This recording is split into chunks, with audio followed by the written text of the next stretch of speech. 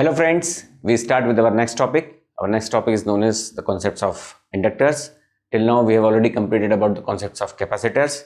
As I already told you, the concepts of capacitor and inductor is largely applicable in all type of network analysis problems and in your other EDC and ADC subjects also. So in my previous video, I have already explained you about the concepts of capacitor. Now we go through the concepts of inductor.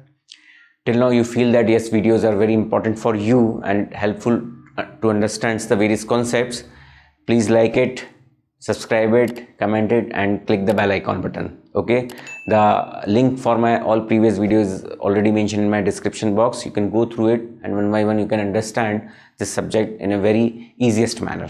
So now we start with the concepts of inductor. Okay, so as of now, as in my previous video we have seen about the concepts of capacitor. If I little bit talk about the capacitor, I told you that it was a passive element which uses the concepts of electrical energy to function in different type of circuits. Similarly, if you talk about the inductor, it uses the concept of magnetic energy. So the very important and the first most important thing is inductor uses concepts of magnetic energy. Just keep in your mind. So inductor is also a class of your linear passive element. Okay, it is also a class of linear passive element. So now the question comes to your mind, what actually is inductor? So you have seen this is your resistor. Yes, this is your resistor. Okay, we have done a lot of numericals in respect of resistors also. So when this resistor is resistor, it's a kind of wire. Okay, and when this wire is wound on a certain media, so like if I take this, say this is a core. Okay, this is an iron core, and again this is a wire which I bound in this manner. Okay, so that means this is an iron core, or you can say it's a piece of iron over which you have just wrapped the wire. So this is known as winding. Okay, this is known as winding. You have just wind the wire over this core. So what happened if you remove this core and if you see this, it looks like this. Okay, it look like this. So this notation is known as basically a notation of inductor. Okay, so what is inductor? Inductor is when you wind a wire over a core, then this type of arrangement is basically known as inductor. Now the question comes to you, what is the difference between these two? Simply you have just wind the wire over a core, and this is a wire which is simply looks like this. So what is the difference? So we will see what actually happens when it is wounded in this manner and over a core. Okay, so if I say some current I is flowing, what will happen? We will little bit talk about when some current I is flowing from here, that means this is the direction of the current which is flowing here. Okay, this is the direction of the current which is flowing here. Now inductor possesses a very important property that when this current starts flowing, you have seen in your physics, whenever there is a current is flowing in the coil, due to change in the direction of this current in the coil, there is a formation of magnetic field. That means when this current is flowing, that means there is a flow of electrons, and whenever the flow of electrons get changes here, okay, it means when this direction is changes, what will happen? There is a presence of some magnetic field.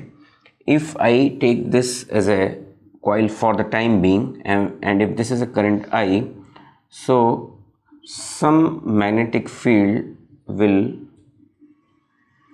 create here. Okay, so maybe this will be the direction of the magnetic field. So it is flowing in this manner, here it is flowing in this manner. Okay, so what happened, this current is flowing and there is a generation of magnetic field. Okay, there is a generation of magnetic field. Okay, so because of some changes occur and there is a generation of magnetic field, as we have seen in capacitor also, that there were a generation of electric field because of potential difference. Similarly, there is a generation of magnetic field. Okay, so when this magnetic field generated, that means inductor possesses a property that it creates, I mean, it is not dissipating the energy, rather it stores the magnetic energy at some instant, and after a particular instant that magnetic energy is now being transferred to the network in some different situation, or you can say as per the condition of the network. So one can easily say that yes, your inductor possesses a property of storing magnetic energy.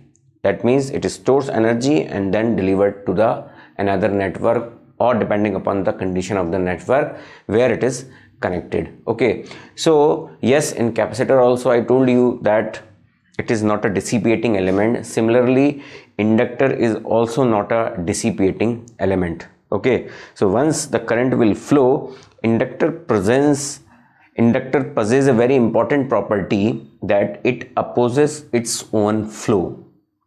It opposes its own flow. Why? Because when this current is flowing from here in this manner, this current and this current both will try to oppose its flow, and thus this property is known as inductance.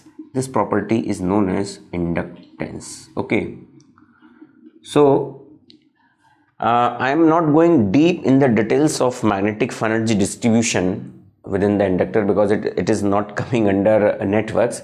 We are mainly focused about the network. So just keep in your mind, yes, inductor possesses a specific property in which it opposes its own cause, and that property is referred as inductance. Okay, so as far as network concerns, we see that, so now you will see there are three diagrams, A, B and C. So this is simply an inductor. You can say that let some current I is flowing, and because of this current there is some generation of voltage. Here also some I is flowing, here also some I is flowing. So what is the difference between these two?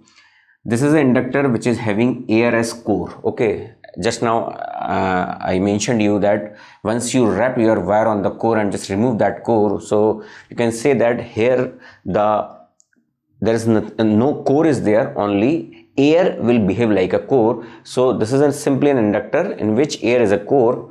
This is an inductor which consists of ferrite core. Okay, you know about the ferrite core. I mean, just you take again an iron strip over which the wire is wrapped. So this is basically known as ferrite core. This representation is of ferrite core, and this is your variable ferrite core. Okay, so we will see its large application in AC analysis. Okay, but for the time being in networks, we will mainly consider about our diagram A, that is our simply iron based core. Okay, iron based core. So this is our inductor. Okay, so these are the different notations of the inductor. Now if I talk about the voltage across the inductor, it is simply given by L di by dt. Okay, inductor is mainly represented in the form of L, yes, and the unit of L is what? It is Henry. Just keep in mind the unit of L is what? Henry. So inductor, it is mentioned in the form of L and its unit is what? It is Henry. So this is a formula for inductor, that the voltage across the inductor is basically a time varying element of current. Okay, in capacitor we have seen that I is C dV by dt, that is the current is time varying of voltage, whereas in inductor the voltage is time varying of current. Okay, so it is given by V is equal to L di by dt. It is a very important formula. Please keep in mind, we will see there are a lot of application of this formula while solving the problems. Okay. Similarly, if you talk about I, it is 1 by L integral minus infinite to some instant t v dt. Okay, if I little bit elaborate this formula, this comes to be minus infinite. If I take here some instant t naught, so it is t naught to t v t dt plus of it is I of t naught. So this is a formula for the current across the inductor. Just keep in mind, we will discuss more about this I T naught because it's a kind of initial current in the inductor. So right now I am not discussing much about what is initial current in the inductor, but yes, just keep in mind, as capacitor also stores electric field and inductors stores magnetic field, that means there exists some past value in the inductor, and that past instant is basically known as initial condition that we will discuss in initial condition. So that's why inductor and capacitor both stores energy and delivers the energy in different form. Okay, so we will see. So this is all about the current I. So friends, this just I have taken one example. This is your iron core. Okay, this is your iron core, and over the iron core we have just wound the wire having number of turns, say n. N here represent as number of turns. Okay, number of turns. L is the length over which that wire is wrapped over the core, and if A is the cross-sectional area of that core over which the wire is wrapped, and if this core possesses a permeability, I told you earlier, this property of the core is basically defined by its permeability, that is mu. So the value of L, that is Henry, that is inductance, in terms of their parameters like L, N and A is given by L is equal to N square mu A upon L. Very important formula, keep in mind, and as I said, the unit is Henry. The unit is Henry. Okay, so this is your number of turns N. This is the permeability of this core. A is the cross-sectional area of the core, and L is the length over which this wire is wrapped. So the formula for L is given by N square mu A by L. Just keep in your mind this formula. Maybe in some of the problem you will see that formula is used. Now if you talk about the energy across the inductor, I will directly write one formula. It is given by 1 upon L I square. Okay, just keep in mind, this is the next formula. This is energy across inductor. Okay, it is 1 upon 2 L I square. L is the inductance of that particular inductor and I is the current flowing through that inductor. So the energy WL is given by 1 upon 2 L I square. Okay, so this is one simple formula. We will see one concept. If V is di by dt, just see, if the voltage across some inductor is L di by dt, and if I is constant, so that V will become what? It is 0. That means your inductor will behave like a short circuit, or now it looks like this. If this is in terminal AB, this is also AB, so you can say that if I is constant in the inductor, so this voltage, that is L di by dt, this factor will go 0. So it means the inductor behaves like a short circuit. As in capacitor we have seen that it behaves like an open circuit, similarly inductor behaves like a short circuit. Okay, the basic concepts of this inductor and capacitor, their ideal nature, short circuit, open circuit, we will see more in our initial condition topic. Okay, but just for the time being, you keep remember in your mind that once the value of I goes constant, the voltage goes 0. That means your inductors behaves like a short circuit. Okay, So this is all about the inductor. Basically, the inductor, if I talk about an ideal inductor, it is represented in this form. Very simple. Okay, this is your inductor L, which is represented in simple form. You call it as ideal inductor. Okay. Now, but when you talk about the practical inductor, as we discussed in capacitor also, so your practical inductor is basically some resistance Rw, which is your resistance of the coil, which we equivalently represented in this form. Why? Because it is in series with that particular inductor, and there exists some you can say that coupling capacitance, okay, or you can say wire capacitance between these inductor coils. So that is represented in this form, and it is known as Cw. Okay, so this is Rw and this is Cw. Rw is your series resistance and Cw is your parallel capacitive Cw is your parallel capacitance. Okay, so now you will ask how this Cw comes. Just for your basic understanding, we will see. If you see this this coil, once again I will redraw it. If you see this coil, what happens when this current is flowing in this fashion? When the current is flowing between this fashion, so because of the formation of magnetic energy, the media between these coil will get ionized, and if I redraw it in some bigger form, this media, there exists some capacitance. Okay, why? Because the whatever the media between these two coils will get ionized, and there is a formation of some capacitor.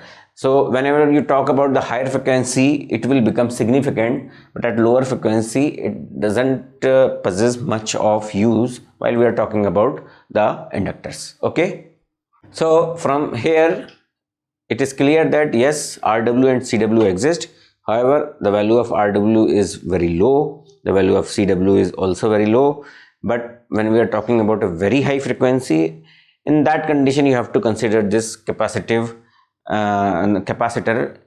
in case of inductor coils. Okay, so in networks we will only talk about the ideal inductor, that is L. Okay, so with that the concepts of inductor is over. I will just summarize few formulas. So these are the three formulas which we have seen in inductor. Okay, so just keep in your mind. Now in capacitor, as we have seen, voltage division and current division, we will see in inductor also voltage division and current division.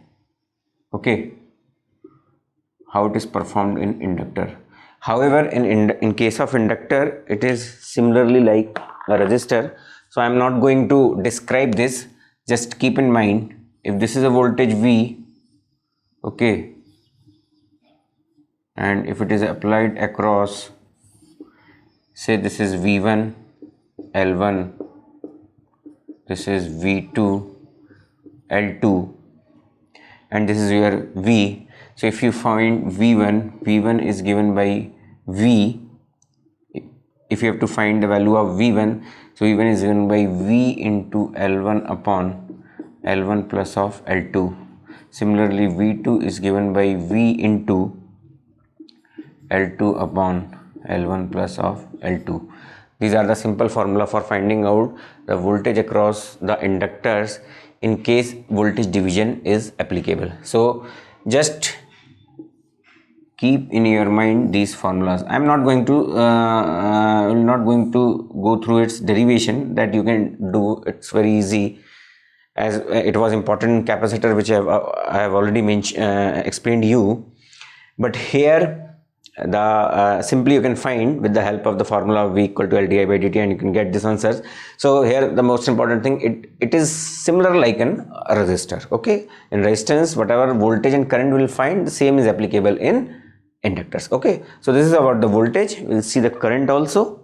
So if this is the current Is flowing in these two inductor, so the current across L1 and L2 is given by I1 and I2. So the value of I1 and I2 is given directly by Is into, if you have to find I1, take different inductor L2, that is L1 plus L2. Similarly, if you have to find I2, so you have to L1 as L1 plus L2. So this is first formula, this is second formula for simply finding the value of I1 and I2 in case of inductor using current division rule. Okay, so this is also one important formula, just keep in mind. So up to this, friends, we have completed the concepts of inductors also. In my previous videos, in initial videos and basics of networks, I've already told you about the series and parallel combinations of capacitors and inductors, that you can refer from that video. Up to here, we have completed all the basics of inductor and capacitor, and now we move on with the numerical problems, and in my later sessions also we'll go through a lot of numericals problem which is applicable in case of inductor and capacitors. Okay, so here we start with one problem. So before going for problem, one thing which I want to discuss here is, like in capacitor we have seen I, that is C dV by dt. This is for capacitor, and similarly we have seen V L di by dt. Whenever you are talking about DC circuits in which if you say V is constant, okay, and when you say I is constant, so whenever you are talking about the DC circuits, if V is constant, that means I goes 0, and if here I is constant, that means V goes 0. So in this case, when I goes 0, we will call it as open circuit. That means if this is a capacitor, okay, so it looks like an open circuit. This you call it as open circuit if this is C. Similarly, if this is your inductor, you call this as a short circuit. So under this condition, some current will flow, you call it as short circuit current ISC. Similarly, voltage which is appearing here, you call it as VOC. Okay, so this is the very important thing in case of capacitor and inductor in both. Okay, so just keep in mind, you will see there are a lot of problems based on this condition. Basically, this is also referred as steady state conditions. Okay, this is also referred as steady state condition. Why?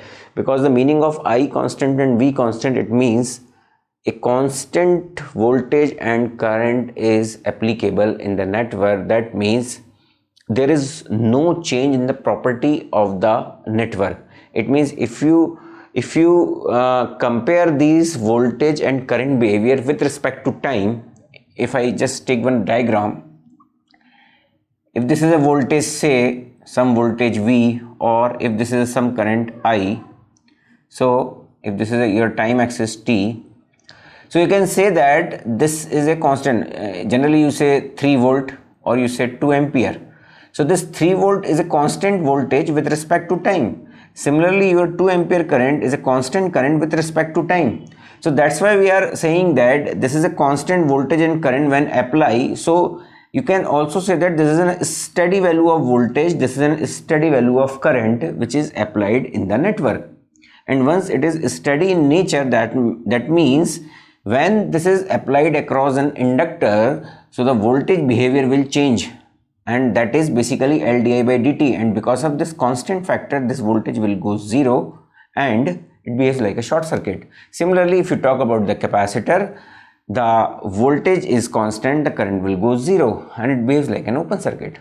Okay, so you will see while solving the problems, you will find the word known as steady state or the circuit in a DC condition.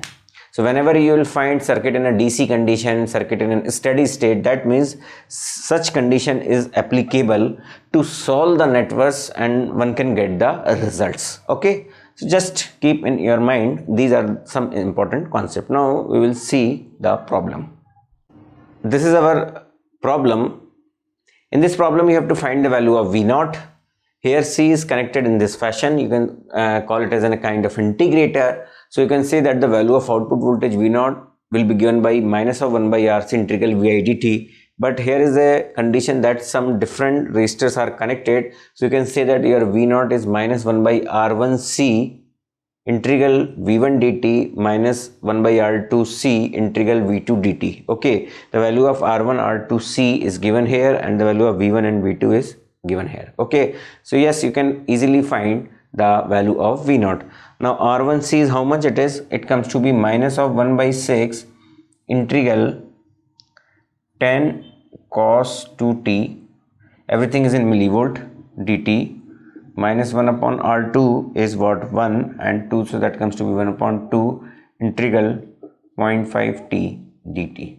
Okay, so just integrate it, that comes to be minus of 1 upon 6, that comes to be 10 upon 6. The integration of sine is cos, the integration of sine is minus cosine, cosine is plus sine. Okay, so it is minus of sine 2t, so that comes to be 0.83 minus of sine 2t, and minus of how much it is, that is minus of t square by 8 is entire in millivolt. Okay, so once again the value of V0 comes to be minus 1 by 6 integral 10 cos 2t dt minus 1 by 2.5 t dt. So once you integrate this, that comes to be minus 10 by 6 sine 2t by 2t minus of, that comes to be 0.5 upon 2 and it is t square by 2. So simply we have solved it. The value of V0 comes to be minus of 0.833 sine 2t minus of t square by 8. It is in millivolt. So this is the value of V0. Okay. So this is all about the, it is a basic problem of capacitor. In my next sessions, you will see more about the problems of inductors and capacitors. Okay.